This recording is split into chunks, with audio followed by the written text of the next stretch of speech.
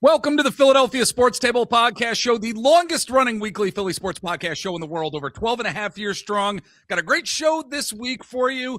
We are bringing in 2026. I cannot believe it's 2026. I'm Jeff Warren. I'm here with my good buddy, Len Hunsicker. Len, we're still alive. It's 2026. Every year that goes by, it's just like, if you thought about this year when you were a kid, you'd be like, and we've all had the thing of like, Right. oh, yeah, there's going to be flying cars and all that stuff. Right. Sure Jetsons. isn't. Right. But, but yeah, I mean, the concept of 2026, if you go back to your younger self, is just like, what? Like, exactly. Especially in the 90s. Like, even though the 2000s were like right around the corner, even in the 90s, it was like, no, this isn't possible. We're not going to be living in 2020s. Are you kidding? Yeah. Like I had that thought about when my wife and I bought our house, and you had the amortization schedule. Yeah. And ours goes until like 2053. And the first thing that went into my head was, oh, I'll be dead by then. Like, it's, like, I didn't even like that year is such a weird concept to me. And I'm sure 2026 is the same thing for, our younger selves. I'm pretty sure I felt the same thing when we signed our documents. I was like, loans. Yeah, exactly. It's like, I'll be dead. Yeah. Oh man, but was your holiday good, man? It was good. Yeah. We stayed up here for Christmas, and then went to go visit my folks. We had our Christmas down there with my folks. Around New Year's. So Norristown, good old Norristown. Yep. Yes. Yeah, so it was good. It was low key, and that's just fine by me anymore. Absolutely. Yeah, seriously, as we're getting older, low key is much, much better. We used to go pretty hard on New Year's Eve sometimes, right? I mean, when you're in that age in your 20s and your early 30s, maybe even into New Year's Eve is kind of like the Super Bowl of going out and partying. But now it's just like, oh, am I gonna make it to midnight? Yeah, we'll see. And I'll say to our buddy Dave, who we've referenced every now and again on this show, and Eric has as well. I was with him, his wife, who's my cousin. She's like a sister to me, and just hanging out and having adult beverages throughout the evening. And just the next day, I was just a nothing. A complete nothing, laying around, and I'm like, oh, my 48-year-old body can't do I didn't even really. I think like I said, I was down with my parents' place. My wife and I and my parents watched the Stranger Things finale. Oh, and then nice. we watched just one of the New Year's Eve shows. I had like maybe a beer, maybe two, and so I wasn't feeling. I wasn't feeling bad the next day, but I wasn't like partying or even attempting to do anything of the sort. I was bulldozing at one point. Yeah. Okay. I was at one point, and I was like, still going for it. Yeah, maybe I should stop. And at that point, I was like, oh boy, I really did go for it. I have a problem here. At that point, I knew. I'm like, tomorrow I'm going to be a nothing. So it was fun, and Happy New Year to all of you out there. If you're watching on YouTube, if you just happen to catch us on YouTube, you can like and subscribe to the show. We'd appreciate that, and hope you enjoy our Philly sports content and sports world content as well. This week on the show, Len and I, we're going to dive into we're going to reflect on our initial NFL division predictions here. I'll just put this out there. If you're watching on YouTube, you're not actually going to hear our predictions. I need to figure out how to actually do that. Even though I've been doing this video stuff now since April. I don't necessarily know how to get that into the show here at this point. I could probably figure it out, but I think I just don't have the time to do that. But we're going to go read off each division of what, who picked what and all that good stuff. Yep, so. Absolutely. And then from there, we're going to get into some Sixers talk. They're actually number 5. Ranked 5th in the Eastern Conference as of us recording this. It'll be, I think, stabilizing the rotation once Kelly Oubre Jr. comes back. We're going to just discuss some Sixers stuff. And then Philadelphia Union, my gosh, making another move. Not a great move at all, and we're going to certainly dive into that. And then some quick thoughts on how this Phillies offseason has been going. There haven't been too many, quote, big signings by this organization, something we've kind of been used to over these years. And Len and I are just going to give some thoughts on what some of these moves have, what they've actually meant to the Phillies offseason thus far. And what we're going to be throwing down on the table this week, we've got Nick Piccone from Crossing Broad. He's going to join us to talk about this Eagles team as they head into the playoffs. We're going to dive into the offense, some defensive stuff as well. So, Len, why don't we first get into our predictions here? If you are listening on whatever audio platform you're on right now, you are going to hear the predictions that Len and I did for the NFL division winners right before the season started. Let's get to that right now. All right. And if you're watching on YouTube, we're just going to continue into it. If you're listening, you just obviously heard those predictions. So, Len, let's for the YouTube watchers and listeners, let's go through some of these predictions here. I'm going to do the NFC, and then I'll have you do the AFC if that's cool. Okay. Okay. So as the audio listeners just heard, Len, Eric, and myself, we thought the Packers were going to win the NFC North. In terms of the NFC West, Len had the 49ers winning that division, as well as myself, and Eric picked the Seahawks. He nailed that one for sure. NFC South, Len and myself picked the Falcons. We thought Michael Penix Jr. was going to do some good stuff, and boy, we see how the end of that season happened for the Falcons there. Eric picked the Buccaneers to win that division. And in the NFC East, all three of us picked the Philadelphia Eagles, reigning Super Bowl champions, to break that streak of not having one team win consecutive years since 2004 when the Eagles last did it. And certainly the Philadelphia Eagles won the NFC East. So, Len, why don't you take us through the AFC North predictions here so folks can know what our predictions were back before the season started. All right. Well, the AFC North, all three of us whiffed on. All three of us had the Baltimore Ravens. And they did not they had lost to the Steelers in that last game. And there's a Harbaugh out there, if any teams are interested. So not the one that Jeff hates, though. I don't know how you feel about his brother. I really don't. But he's been annoying me as of late. He's been annoying me for various reasons. I'll keep it there. Probably the most innocuous stuff ever, and you just choose to be annoyed by it. It absolutely is. Anyway, so let's keep the trend going of AFC divisions that we all completely missed on. Let's move to the East. We all had the Bills, and the Patriots are back. Unfortunately, the Patriots are back. We'll get into them a little bit more in a bit. We all missed on that. We all also missed on the AFC West. We just kind of hit the easy button and assumed the Chiefs would continue to be the Chiefs, and they have taken a gigantic step back this year, and Denver won that division. Chiefs didn't even finish second. It was Denver and then the Chargers. The only one where anybody got anything right, it wasn't me. I picked Houston. Even though they did South. Make the playoffs. AFC South. Houston did make the playoffs, but they came in second to Jacksonville, who you and Eric both picked. Absolutely. AFC was so bizarre this season. And really, I think we I just want to reflect on this NFL season with the New England Patriots. And I think you said it, Len, they're back. They are. And it stinks to know that the New England Patriots are back. And a lot of that, I think, is because of their coach, Mike Vrabel. I mean, there's a lot of the same guys on this roster, quite frankly, that was there last year. Yes, Drake May certainly took steps forward. I think he took a big leap. Yes, I didn't see it coming. I did not see that coming at all. And I don't think a lot of folks did. I think a lot of folks thought, he was going to make quarterback progress in some way, shape, or form this year, but not to the extent that he did. And granted, yes, there may be folks out there that say, they had the easiest schedule in the entire league. Yes, they did. But you know what? You're still playing NFL talent out there. And if you're at the top of your game the way that they were consistently throughout the season, I think there's something to be said for that. Like you said, Len, Patriots are back. It stinks, but they're back. I mean, if you have a good head coach quarterback combo, I mean, that already is such a huge foundation, and the Patriots have it. I mean, in both of those guys. Yep. How in the world can a team like the New York Jets just not get it together ever. It's just amazing to me. You talk about that quarterback coach combo.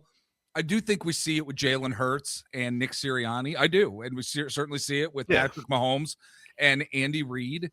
I think there are a number of coaches out there with their quarterbacks. I mean, just look at, Kyle Shanahan and Brock Purdy. We've got this game coming up between the Eagles and 49ers, which honestly I'm a bit concerned about. I really am. Depending on how you feel about Bo Nix, him and Sean Payton in Denver. Look at what they did this year. Yeah. It amazes me that the Jets haven't had it perhaps in our lifetime. that coach. How you can just be so consistently wrong. Like, every year. Like it's confounding. I mean, it's like you couldn't go to Vegas and lose a hand of blackjack that many times. No, as the Jets have been bad. I mean, it's just I mean, you almost have to try. I mean, I don't think they want to be bad, but like clearly there's something with their process that is just so bad, and that goes to the very top because it's the top, and then the decisions that they make at the top. That's the only thing that I can think of. And there's one other NFL team that is right on par with them, and it's the Las Vegas Raiders. The same way. Quarterback and coach just haven't been able to get that together. It's absolutely astonishing to me. And hey, look at the top of the Raiders. Not the greatest ownership in the world. Guy's haircut stinks. But that at least it maybe, I mean, the Raiders have been around forever, but it maybe feels a little bit new just because they haven't been in Vegas for that long that I think, maybe I don't look at them the way I look at the Jets. Right. I think that has something to do with it. But the Raiders are a bad organization. Yeah, I'll also mention in terms of the NFC and our predictions there. I mean, the NFC is such a stronger conference for sure, but I really did think that the Packers would have a better season than they had, and I really don't think anybody saw the Chicago Bears pulling out win after win after win like they did this season. The NFC North was really interesting, and the fact that the Lions really took steps back as well. I think that's going to be a more interesting division in the future. Again, given the Packers' expectations, the surprises from the Bears, and then also this may be a Lions team that is in flux, and their window may be closed at this point. Yeah, which is crazy because, I mean, last year you're like, I mean, they have youngish talent, and you just thought, and a coach that everybody seemed to like in Dan Campbell, and you're just like, okay, they're going to be around for a while. I picked them. I don't remember a lot about the predictions until you sent them to me, but I remember my Super Bowl was Detroit and Buffalo. Yeah, and I mean that ain't happening. Right. So it's just funny to see them because I'm looking at the ESPN standings here. And you see them stacked on top of each other, the North and the South. We're talking about the Lions as if they were atrocious. They were an over 500 team. Yeah. They were 9-8. If they were in the South, they would win that division because you had the Panthers winning that division at 8-9. They were 8-9. The Bucks were 8-9. The Falcons were 8-9, and then the Saints were 6-11. I mean, just the worst division in football. It is. So it matters where you are. I mean, the North, they're all over 500. The South, they're all under 500. So sometimes that's unfortunately just the way it goes. You're in a dog pile. Yeah, man, that NFC South, honestly, Len, before we move to our first break here and then we get into some Sixers and Union talk, I got to tell you, that NFC South, I remember years ago when the division winner was like 7-9. Do you remember that? Like years ago? It's just a crap division. It really is.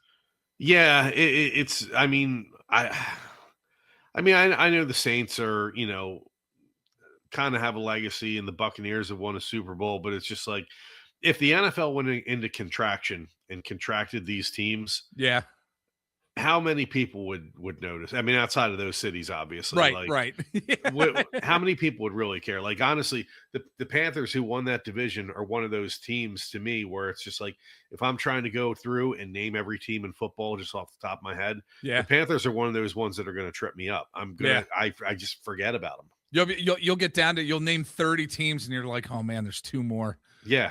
Oh, darn. Who are they? And they won their division. Yes, exactly. exactly. And I still can't remember them. Exactly. Well, folks, we'd love to know what your thoughts are in terms of your NFL predictions, any surprises that you saw throughout the season, whether it's with teams or various storylines. Leave us a comment if you're watching on YouTube, and we'd love to hear from you. And you can also email us, philadelphiasportstable@gmail.com. Love to read your email here on the show and respond to it. So that being said, we are going to take a break, and when we come back, we are going to dive into some Sixers talk, some Union talk, and then we're going to get into some Phillies talk as well. Stick with us. We'll be right back. All right, we are back, and I think it's time to dive into some Sixers talk. I feel like we haven't done a ton of analysis and just our thoughts on this team necessarily, Len, over the course of the past month, because it's really been just like I feel like it's this kind of like flatline team in a way. You get some hiccups with them. You also see some life every now and again. And look, I'm happy that this team is at a point where they're well over 500 right now. As I mentioned at the top, they're number 5 in the Eastern Conference as of us recording this. Joel Embiid was able to dunk this past week. And what a great face. It's just so funny to me that was like a headline. Like, I know, dude. We're at that point. We're at that point. Gosh. Like, yeah, I mean, I remember seeing that, like, that was literally the headline of the game article the next day. I was like, he dunked. And I was like, yes, he's 7 feet tall. Really? Like, yeah. What?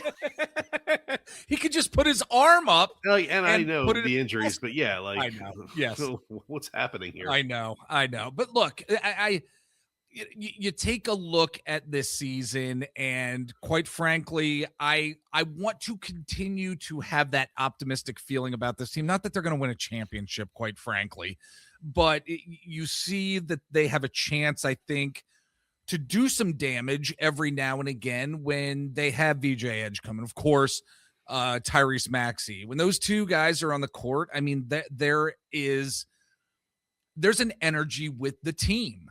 And this team has also gone through injuries, whether it's with Embiid, Paul George as well, especially during the start of the season. And they haven't had Kelly Oubre Jr. for a while now. But I think once Kelly Oubre Jr. comes back and returns to the rotation, it's going to provide this team more bodies out there. And I think it goes without saying that Maxey and Edgecombe, they need to be great on just about a nightly basis for Philly to have any type of chance to win any games. But I don't know. I think having Kelly Oubre Jr. back is going to be a good and positive thing for this team. And you look at a guy like Oubre, I mean, he's mostly played on bad teams in his 11-year NBA career, but, he does give this team a little something, and I think it's going to be nice when he does come back. And again, I think it's going to help out the rotation here. Yeah, I mean, he's whatever you think of him. I think at the bare minimum, you got to say he's a legit NBA rotational guy. So he's a guy that you plug in, and he is one of your top 8 or 9 players that you're going to be playing on a nightly basis, which kind of pushes the guys below him down a little bit. You'll probably see a little bit less of Justin Edwards and maybe Watford or Barlow. Right. You're going to see their probably Watford. Get reduced a little bit here. But that's not a bad thing. Having more, established, competent players in there. Oubre's a guy that, on a night where if nobody else is hitting, he can, you don't want to depend on him, but he can get you 30, one night if he's having a really hot night shooting. And maybe if some of the other guys aren't, that takes the slack off of them, and he can, he can do something like that for you. And it isn't, I mean, I know he's a wing, so, that'll help out a little bit as well with, the guard rotation is solid with Maxey, Edgecombe, Grimes, and McCain, not as much, but you have a decent set of guards there. You need more on the wing and up front. So getting Oubre back is going to help in that regard quite a bit, I think. Yeah, it absolutely will. Look, I mean, I think as much as some of us complain at times about this Sixers team, like, I actually think it could be worse. And I think a lot of us thought that it was going to be worse.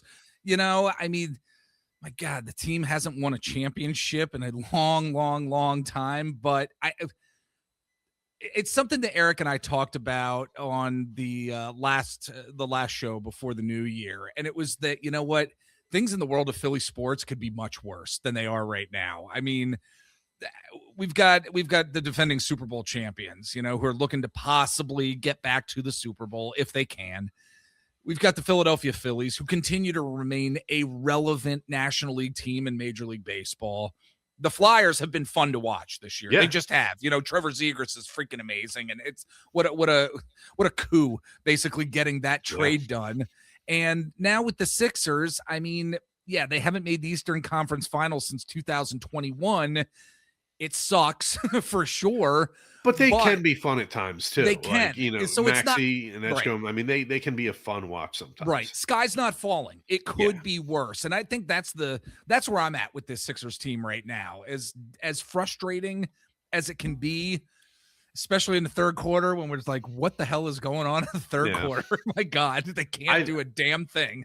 I think you just have to, hold it up against last season, because last season truly was a slog. Whereas this season has been light years more enjoyable than last year. So I think you kind of, I think it depends on what you're measuring it against. If you're measuring it against the expectations of Embiid leading you to a championship and being a year in, year out championship contender, you're going to be disappointed. If you put it up against last year, it's better than last year for sure. And hopefully it will continue. I mean, it's hard to get overly excited because, you don't know what the future in terms of, we don't have our draft pick next year. What's going to happen in the front court? How do we get younger, more athletic in the front court to kind of sync up with the backcourt a little bit? Yeah. So there's a lot of questions, but in the meantime, it's a competent, fun team to watch. Yeah, it has been for sure. All right. Well, why don't we dive now, Len, into some Philadelphia Union talk, as we've been talking about the Union for well over a year now on the podcast. I believe it has been now. We were always just talking about the quote 4 major teams. We decided to talk about the Philadelphia Union. Last year was a slog. 2024, I should say, when I say last year, I mean 2024. That was a slog getting through that Union season. As even I started learning more about the team, learning more about the organization, the front office, and really started following this team a lot more in 2025, to the point where, my goodness, they were actually doing good things and they were pulling out wins. And we started to see some star talent really taking shape, taking form. Bradley Carnell as the new head coach, really getting and having a bond with a lot of these players. And now it's the offseason, and yet another move has been made. We have 2 moves prior to us recording this, big moves where guys are being moved and, being dealt other places. And now this past week, we learned that Kai Wagner, one of their stars, one of their main stars, is joining the English Championship Club, Birmingham City, in a transfer deal that basically it's really sad, and it sucks, I think, for this Union team. He's 28 years old. And he was that star left back that so many of us just had our eyes on during 2025. The initial fee wasn't disclosed in the announcements that were made by both clubs this past week, but the belief is that it's a $2.5 million range, something like that. And quite frankly, and I had read an article on our on PhiladelphiaSoccerNow.com. We've got our friend of the show, Josh Schuster, who's a contributor over there. They even mentioned, I mean, that range in terms of the dollar amount feels low for a player as valuable as Wagner, who's been on the team since October, or I don't know if it was October, but since 2019 here. I mean, he was entering the third deal of a 3-year deal that he signed to stay at the club in 2024 after being the center of trade rumors. And after this past season, again, being that star, he's now gone. And I have no idea what the hell this team is going to look like this year out on that field from match to match, man. It kind of sucks. It's kind of depressing in a way. What were your thoughts here? I mean, it's tough for sure, because this is a guy that if you wanted to sit here and say he was the Union's literal best player for the past couple of years, you could make a very easy case for that. I mean, I could listen to arguments for a couple different guys, and he's absolutely one of them. So it's going to hurt. I mean, this is a guy that was, very decorated in MLS. The thing with this that doesn't bother me as much, like when you lose like Baribo and Glesnes, that was within MLS. Whether you like to hear it or not, as an American soccer fan, I know where you're going. Yeah, this is where they want to be, and he wanted to go back across the pond before his last contract. So I mean, this doesn't bother me as much because it's kind of, I guess, doing right by the player. It's where he wanted to be. So it sucks, but you get what you can for a player like that, and he moves back, across the pond to where he wants to be. And Birmingham City's not going to, make the Premier League. They're not going to get promoted. I think they're currently, I was just looking it up. I think they're sitting 14th in the English League Championship out of 24 teams. So they're about middle of the pack. They're a mid-pack team in that league. But, theoretically, he stays there, and let's say next year they have a really good season. Suddenly he's in the very top league in England. He's in probably the most prestigious football league in the world, in the English Premier League, the most known league in the world. So, I mean, there's a lot of, I guess, pride in something like that. So this one, it stings, but I guess I get it more than some of the other ones, like trading a guy who has been a stalwart for your team, like Glesnes, or a guy who was your top scorer in Baribo, trading them within the same league, where they can come back to haunt you. That makes a lot less sense to me. So this one, Glesnes went to the Galaxy, and Baribo to DC United, for God's sake. He's literally right down the road. So, so again, we don't know, what they have in terms of, like, in the academy and guys that they feel might be ready and moves that they might have on the back burner that they're going to be making. I remember, this time last year, there was a lot of the sky is falling talk, coming into the Union season, and they went out and won the Supporters Shield again. So who knows what they have, cooking up, ready to go. I'm giving them a lot more benefit of the doubt than I was this time last year, because this time last year, I was ready to bury them because of, them letting everybody go. Exactly. But, you kind of maybe learn a bit of a lesson this year with how things went, that maybe you don't have all the answers. So I'll try to be positive.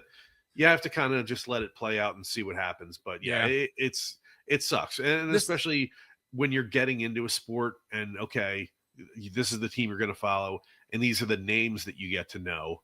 When one of them leaves, it makes it that much harder. Exactly. And trying to be positive about it, it's tough thus far. Seriously, Bradley Carnell is going to have his work cut out for him this year. Oh, yeah. Holy freaking absolutely. Crap. Dear God, he's going to be earning his salary and then some. I don't care what the record is at the end of the year.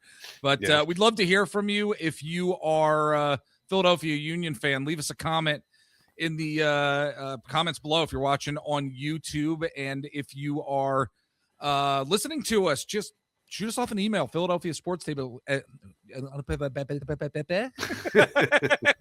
Philadelphia Sports Table at gmail.com. Love to read your email here on the show and respond to it. So, Len, now let's get into some thoughts on this Philadelphia Phillies team in terms of the offseason here, because we haven't dove into some Phillies talk in quite a few weeks, and there's definitely news. Moves are being made. They're not the biggest moves in the world here. Don Mattingly, now the new bench coach. Left-handed starter Tucker Davidson was given a minor league contract within the Phillies organization. The Phillies have actually now signed reliever Zach Pop to a 1-year deal. And then pitcher Brad Keller has also signed a 2-year deal. I think that's a very interesting signing, quite frankly, and something we actually have not talked about. I feel like it happened like 5 months ago, even though it only happened a few weeks ago, is that Matt Strahm was traded to the Royals for Jonathan Bolin. And that's basically That was rough, man, because Jonathan Boland really isn't all that great. Yeah, I mean, he's, kind of your quintessential, I think, bullpen guy that, maybe, um, hasn't really shown too much thus far. I mean, he is 28 years old, so I mean, he's at a point in his career where it's, he's gonna have to find his spot now or never, kind of. Yeah. Whereas Strom obviously is a guy that we've known for quite some time. Brad Keller, the guy that they signed, had a phenomenal year last year. Yes, that's what I thought. It was interesting. Yeah, yes, he's and it's funny because Strom was basically kind of the setup guy last year, and I think Keller's going to slide right into that spot. Do you know really quick his velocity? Yeah. Do you know where it went last year? His average fastball velocity jumped last year from 93.7 miles per hour to 97.1 in 2025. That's freaking amazing. And I'm like sitting there going, okay, what the hell's going on here?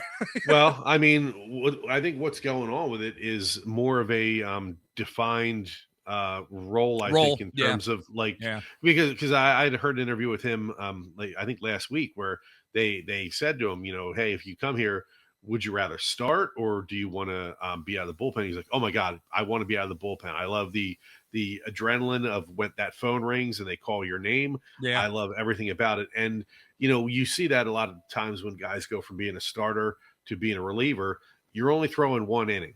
So It's not like you got to conserve bullets. You're in there for one inning and you're in there to throw gas. So that's why you see usually the uptick in velocity when guys go from being a starter to a reliever is for that reason. You're in there to empty the tank.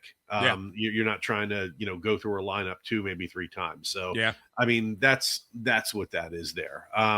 Other move I wanted to talk about, Adolis Garcia from Texas. Oh, yes. Yep. Signed a 1 year, I think it's 1 year, $10 million deal. Yep. I mean, hopefully it works out. He's a better defender than Castellanos was in right field. Yep. Castellanos is still with the team. They got to figure out what they want to do with him.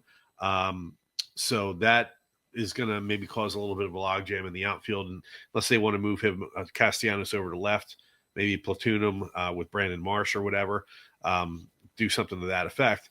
But offensive profile, it's kind of basically the same thing that you're getting out of Castellanos. So I don't really see the upshot there. And he's a guy, he's 33. So it's just like, I think coming into this offseason, a lot of us were like, man, they got to get younger. And then they re-signed Schwarber, who, you have to do. Yes. They still want to re-sign Real Muto, but he's older. You signed Garcia, older. So it's just like, okay, where are we going to get younger here in our daily lineup? I don't see where that's happening. I was a little bit, I don't want to say perplexed necessarily with the Garcia move, Len, but the fact of the matter is it's a 1 year deal. It's $10 million. Yeah. If it doesn't work out, it's over. Yeah. Low risk, high reward signing.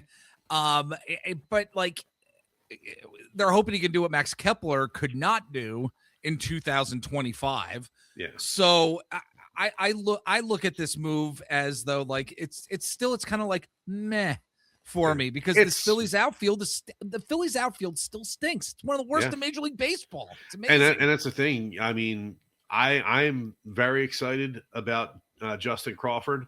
Yes. But he is a rookie and rookies take time to adjust. And if he doesn't hit, then your outfield still sucks. Yeah. Like if he doesn't like hit it big as a prospect, if he doesn't come in and contribute, that outfield is still awful dicey. So there's I don't know what they're going to do. I heard a rumor about maybe and I don't know if they would do this because I feel like they're already over where they want to be money wise, but would they consider going after like a Bo Bichette, even though he's an infielder? Yeah. And then maybe you trade Bohm at that point. That would help the Phillies offense for sure. It would. And honestly, we're fans. We don't care about their money. Let them spend their money. Who cares? It ain't my money. Yeah, exactly. I don't care. I want good players on this team. Yeah. Absolutely. Well, buddy, do you have anything else? Any other Phillies talk? Before I let you go here. Not real. I just with regard to the. I mean, with Rob Thompson, Mattingly has managed in a couple of places. So yeah. if things don't go well, they've got a replacement sitting one seat down from him now. Yep. So Yeah. that'll be something to keep an eye on. All right, very good. If you are watching on YouTube, like and subscribe to the Philadelphia Sports Table Podcast Show. We're also on various social media sites as well, Instagram, Twitter /X. Just search us out there. You can put the Philadelphia Sports Table in your search, and various social media sites will come up. You can follow me on TikTok over there at Mr. Jeff Warren. So, buddy, I'm going to let you go here. Any final thoughts? Anything you want to say with the getting into 2026 here? Any resolutions? I gave up on New Year's resolutions like a solid decade plus ago. It's there you go. All right. I'm not going to do any of this. Why am I telling myself I'm going to do this? It's not going to happen. I don't do resolutions. I do intentions. That's what I do. Like, I intend to do this because I feel like if I'm really going to intend to do something, it's easier to do that, for me at least, than actually doing some freaking resolution. You know, I don't know if that makes sense to anybody out there. But no, it makes sense. But it was funny when I was at my parents' place over the New Year's weekend. Yeah. My dad has been, he's making a concerted effort to drop weight, so he has been going to the gym faithfully for a while now. And I did hear him like offhand just go, Christ, I'm not going to be able to get a machine for a couple weeks because everybody's going to go to the gym now. So yep. Yeah, until those people drop off, it's going to be a little rough for him. All right. Well, buddy, I'm going to let you go, folks. We're going to take a break. When we come back, we got a ton of Eagles talk. We're going to dive more into this offense and defense with Nick Piccone from crossingbroad.com. Buddy, it was good seeing you, man. First podcast of 2026. First one in the new year in the books. In the books. My gosh, this April we'll be doing this thing for 13 years. I can't believe it. Great way to end it before going to break. Folks, we'll be back in just a bit. And joining us to dive into this Philadelphia Eagles team from crossingbroad.com. He's been there for a while. Great content he's always putting up, specifically as it pertains to the Philadelphia Eagles. Playoffs are here, folks, and we've got none other than Nick Piccone to dive into this Eagles offense, the defense, what we may be seeing in the future from this team. Nick, my friend, thank you so much for taking the time to jump on this week. Man, thanks for having me on. And listen, no better time to talk Eagles than right before the playoffs. Absolutely. I'm so stoked for it. And, in our Opposition Territory podcast this past week where we previewed this matchup, the Niners against the Eagles, like there's some trepidation within Eagles Nation with regard to this matchup. And I think rightfully so, because of what we have seen with this Eagles offense all season. So let's dive into the Eagles offense right off the bat here. The structure of it and why the hell we haven't really seen some real changes or alterations to how things are being run from a play design perspective and with how in-game decisions are actually being made. I cannot for the life of me, Nick, figure out why a virtually unstoppable offense last year really changed course so dramatically this season to the point where they've struggled and struggled and struggled game after game without, again, any real alterations to offensive strategy here. So it's an ongoing theme. It's been here for weeks and weeks and weeks. Wanted to get your thoughts on this, surrounding this narrative and what we've all kind of been trying to figure out this season. What are your thoughts here? It's been frustrating to say the least. And, they went a few games in the middle of the season, that Giants game and even a few around it where it was like, okay, maybe they're finally coming into their own this season. And we know every season's a different story. So I don't think we necessarily expected last season to just kind of mirror itself this season. And we knew Saquon would probably take a step back. But I think the offensive line not being healthy and, they had their injuries through the offseason and Landon Dickerson in the preseason, like the open practice, he got hurt. Yeah. So I think they just never really got healthy enough got right the way they were last year. And I think that's really kind of their Kevin Patullo and Nick Sirianni trying to figure out, okay, how can we mask that? And I just haven't been able to. Now I'm like on the bandwagon of like get rid of Kevin. Like, not necessarily like that's going to fix all the problems. Right. But, I'm with you on this, by the way. Yeah. Like we've seen so many different variations of this offense just this year. We've seen him kind of firing on all cylinders for a half, right? Yeah. And then they can't complete a pass in the second half or something. Yep.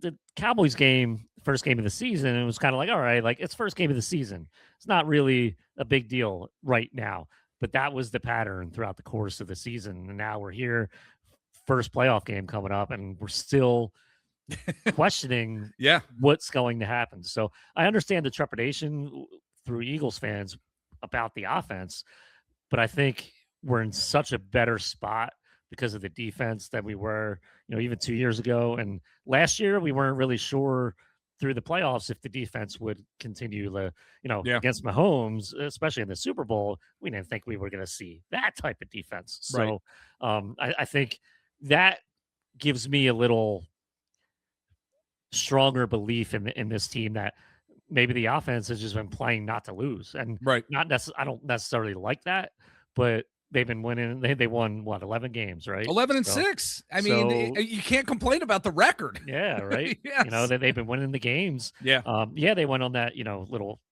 3-game losing streak, but it wasn't like they were out. They could have won any of those games. So I think they're in a better spot than teams like the Chiefs. Obviously, they had a down year, and the Bills kind of like faltered a little bit this year too.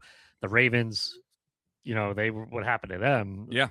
So in terms of like those big teams from last year, the Eagles are like obviously at the top. So right. They have the experience. They have the coaching. I think is their biggest flaw right now. Yeah. And I really don't.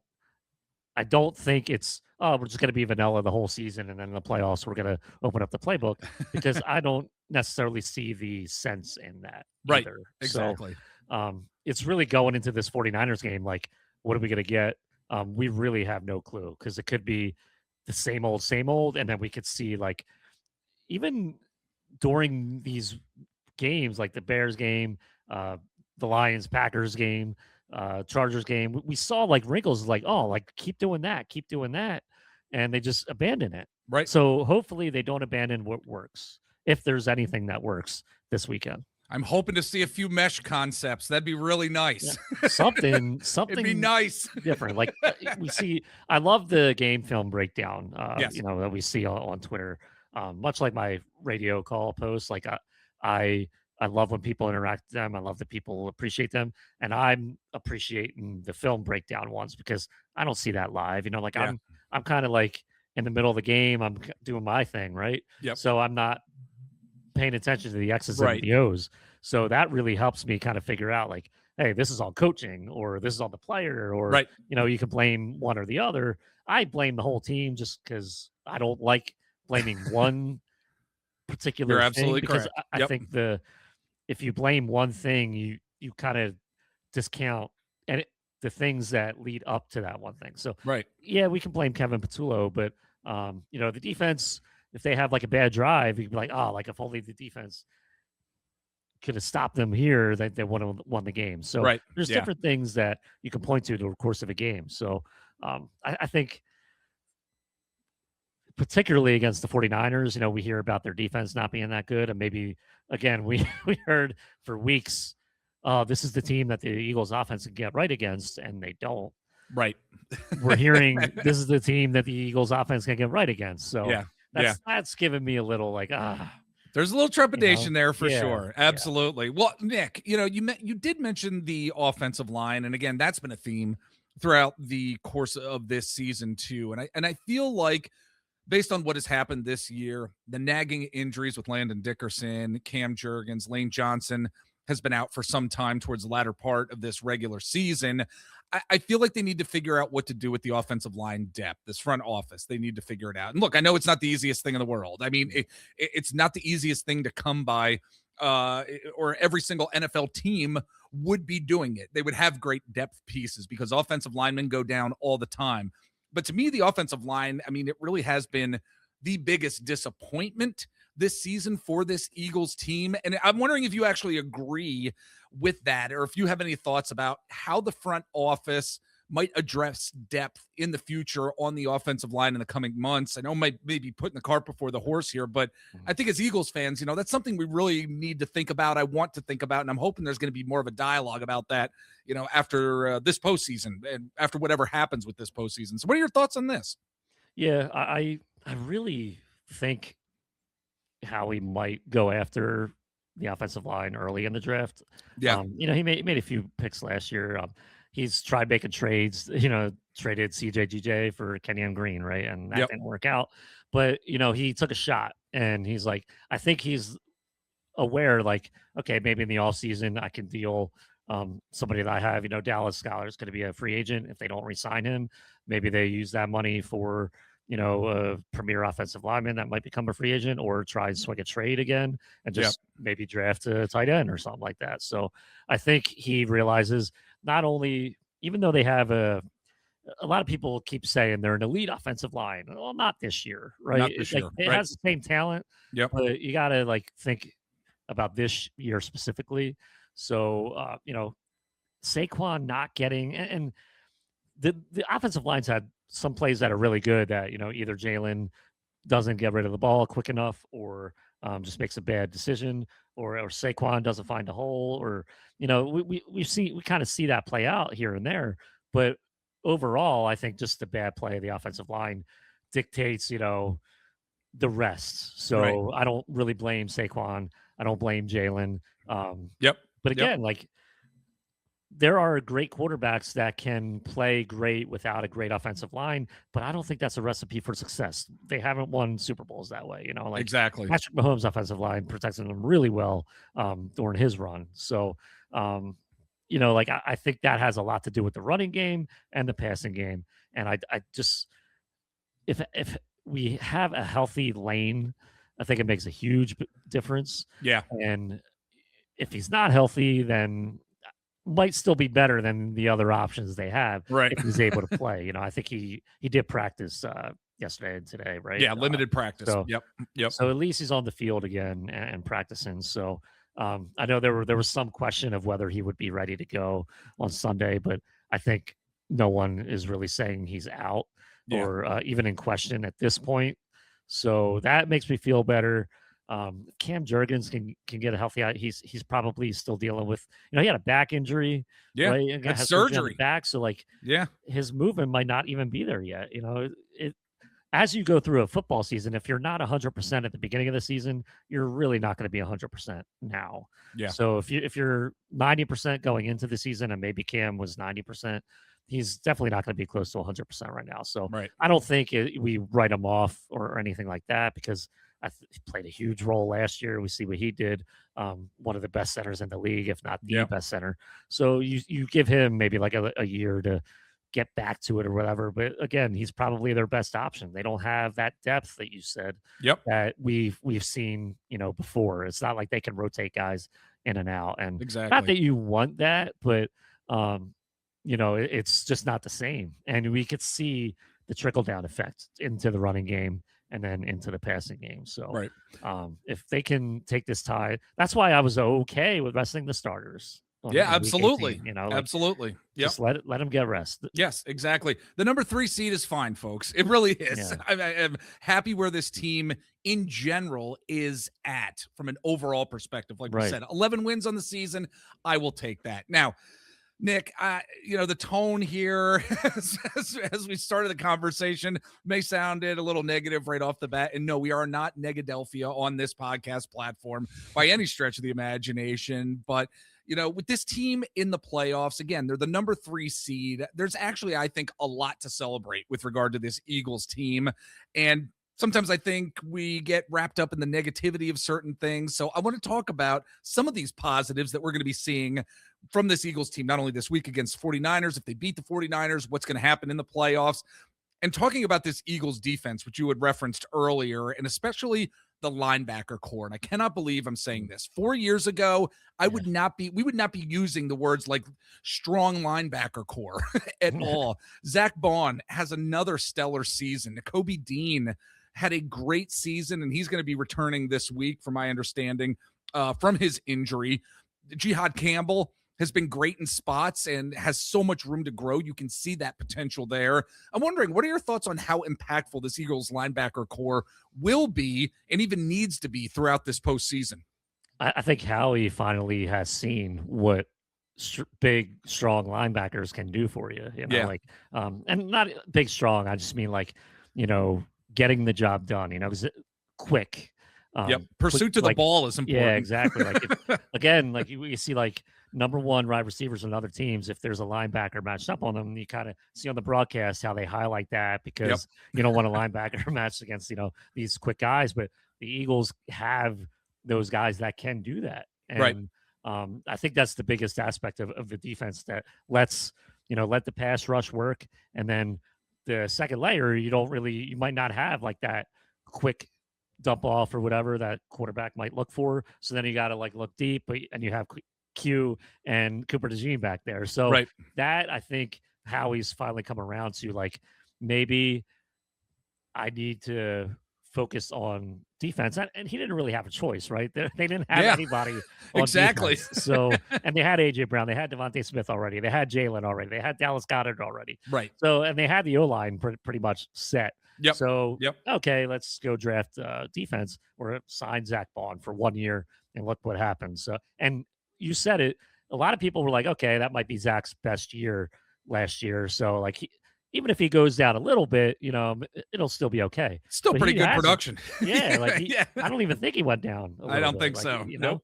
And again, just having the players that want to play under Vic Fangio, and that was the other thing where Vic coming from Miami, and you heard a lot of those defensive players talk, not so nice about Vic Fangio, and then in the back of my head, I'm like, oh no, like this is gonna backfire, and look what happens. So, that in and of itself, I think is a huge get when Vic comes back and you get him as your defensive coordinator, and then you have guys like Q, Cooper with talent, Zach Bond. The pass rush, which was seemingly non-existent for a lot of the season. And you go get Jalen Phillips, and almost even without, like if Jalen isn't producing now, but other guys are, like Jalen Son has stepped up again. He's had a couple big games. That I think was what Howie was banking on in the offseason when he let guys like Josh Sweat go, Milton Williams go. That's again, we were a little trepidatious about that. Be like, oh, this defense isn't going to be as good. And look, it is. Look where they are now. Yeah, absolutely. I think, that, and again, it might stem from making sure those linebackers are there. Like we don't want to get rid of Bond and we can't replace him. Like who are we going to replace him with? We going to, Campbell is not really a starter, right? Like he's a rotator guy right now who could be a starter as early as next year. Because you said it, he's shown a lot of good things this year. So, having, talked about it for years, you listen to sports radio, you just read articles, you're like, man, we got no linebackers. TJ Edwards was like the last special linebacker we had. And then he Alex went to Singleton, Chicago. right? Yeah. So, and it's funny because we remember those names. We see him, Alex Singleton in like Denver, and we're like, oh, I remember him. Yeah, exactly. He was that one linebacker that made some plays that we really liked. And same with TJ Edwards. So, now that we have multiple, and hopefully Nakobe Dean can come back if he can stay healthy. I know he'll be a free agent, but it'd be really, really cool to keep that core. Yes, and they're still young. It's not like they're old, right? So, a core component. Core component to exactly. this defense here for sure. Yeah. Well, we're going to take a break really quick here, Nick, at _Piccone over on the Twitter/X, correct? Yes. All right. Very good. CrossingBroad.com. Any other social sites you're on? You want to promo them? Feel free, my friend. Yeah. At Piccone on Blue Sky, at _Piccone1 on TikTok, and then at Piccone Nick on Threads. I try to use those social media sites Very for good. My clips and stuff. Follow Nick. I've been following Nick for years. It's great to have him on the PSD podcast show for the very first time here, folks. So again, we are going to take a break. We get back, we're going to talk more defense and where this Eagles team is going to be heading. Stick with us. All right, we are back with our good friend Nick Piccone from CrossingBroad.com. If you're over on Twitter/X at _Piccone is a great follow. And I know you do some Villanova coverage too, right? Yeah. Nice. Yeah, Very big, good. men's basketball. Hopefully he's back. Yes. Yeah, there you go. All right.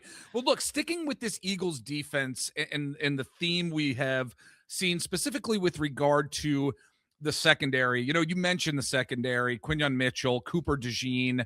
I mean, I'm so grateful for these guys. I know we all are at this point. And I'll even say this too. Adoree Jackson has been incredibly productive during the second half of the season for sure. I mean, we have seen that with our eyes. As frustrating as he was first few weeks of the season, he's really stepped up his game for sure. So, whether it's the Niners receivers, quite frankly, Nick, or the Rams receivers, or even the Seahawks receivers, I think this secondary is really going to need to play lights out in order for this defense to really be successful and for the team to be successful overall too. How are you assessing what this Eagles secondary really needs to accomplish in the playoffs to inevitably get to the Super Bowl? Turnovers would be nice. That would be, yeah. Yes. If we play someone like Matt Stafford, he's not going to just sit back there and and hold the ball, right? He's going to get rid of it quickly. Sam Darnold too, like he's turned his career around, having a great year in Minnesota and then now in Seattle. And those guys, if the pass rush isn't going to be able to get there quick enough, Q and Cooper are going to be like, Reed Blankenship too, like they're going to be key and I don't think I would rather have anybody else too, because they barely heard Q all season. Yeah. Right. I think the first time I really heard his name was when he made a penalty the other week. It was pass interference, right? Yeah. And I'm just like, oh, wow. Yeah. They just don't throw in his direction. And then Cooper makes plays, right? Like he's a playmaker and Q is like a play non-maker because they don't throw to him. Yeah, exactly. Stopper's a good non-maker. What the hell am I thinking? Yeah, no, it's stopper. That's a good way to put it. So, if they could do more of the same, Kyle Shanahan's gonna have a playbook that's so different than Kevin Patullo's that the routes and the way he's gonna try to get these receivers open. I think Vic Fangio's job versus Kyle Shanahan will probably be the key to the game. Not so much Kevin Patullo and Nick Sirianni's offensive game plan, but what Vic can do to make sure Kyle doesn't, because again, and I've heard it throughout the week, these are the type of games Kyle Shanahan excels in when, he doesn't have stars, right? But he'll kind of find a way. Yeah. And he's been to 2 Super Bowls. So I do give him credit for that. But sometimes we do overestimate what he can do. Absolutely. In crunch time as well. So, God, I swear he didn't know the overtime rules against the Chiefs. I still can't believe that. It's astonishing. And Vic against Kyle is going to be really, really cool to see what Vic can do. And really, Cooper and Q are going to be needing to, cut routes or something like that. Maybe get an interception. Like Brock Purdy isn't impervious to interceptions or turnovers like that. So not at all. Move him around, exactly. You can easily rattle him, and it's just a matter of doing that. And again, they play a defense like Philly and similar Seattle this past week. And you see what happens. They really don't have much of an answer. Yeah. I think and it's been mentioned with Brock Purdy, if the Eagles are able to get any sort of penetration through that pocket or get that pocket to collapse a bit, it's that much more difficult for Brock Purdy. We've seen it over time and time again for him to get through his progressions. He gets rattled. You're going to get sacks. He's going to throw the ball away. And I think that's inevitably what this team and defense are going to need to do to win this game. They need to rattle Brock Purdy where he's just not able to get through his progressions. And I think that's going to be a key component to this game. So, Nick, man, I don't want to keep you any longer. And, we've talked about strengths, weaknesses of this Eagles team. And I guess, to close us out here as we're running out of time here, just from an overall playoff perspective here, because as we look at some of these teams, I think the Bears and the Packers, quite frankly, I I think they're kind of weak teams. I think the Eagles really can beat those teams. I think the Eagles can beat the Rams and the Seahawks. I think the Rams are going to be a tough team if the Eagles inevitably play them. I really believe this is the Eagles conference to actually lose here. And I know it's a very general question, but how do you see the NFC playoff picture looking in the coming weeks with all these teams here? Yeah, we heard it. I think the biggest opponent of the Eagles is the Eagles. They have the experience too, right? So not only did they go to a Super Bowl, lose, collapse the next year, and then go back to the Super Bowl and win it against the team they lost to, which hasn't been done, right? Yeah. The first time a quarterback has gone back to the Super Bowl and beat the team that he lost to. So I think that should give the Eagles kind of like a leg up a little bit. Matt Stafford is probably the best quarterback in the playoffs, right, in the NFC right now, I would say. We beat them, 3 times in a row, right? Right. They were 3-0 against the Rams the last 3 games. They can, with this defense, I think they have a great chance to go as far as the offense will take them, because really it's going to be about the offense scoring those clutch drives where, it doesn't necessarily have to be early in the game. But if they can, just do enough and, against these teams, I think, like, there's no team that scares me except the Eagles, because and them converting on 3rd and long. I mean, it has been, that's another theme too. Like, I mean, try not to get on 3rd and long. Maybe, my God, how many 3rd and 8s? Would be Exactly. Great, How many 3rd and 8s have we seen this year? And it's so frustrating, the play calling that ensues to get like 5 yards for a punt. Like, exactly. I don't want to see that in the playoffs. That's what I'm hoping. Maybe we open the playbook a little bit, but I don't think we need a whole new system. Just, a little bit more aggression. Execute, get those first downs, and do not throw bombs on like 3rd and 3 to the end zone like they did with Tanner McKee. Right. Because I won't be able to stand play calls like that.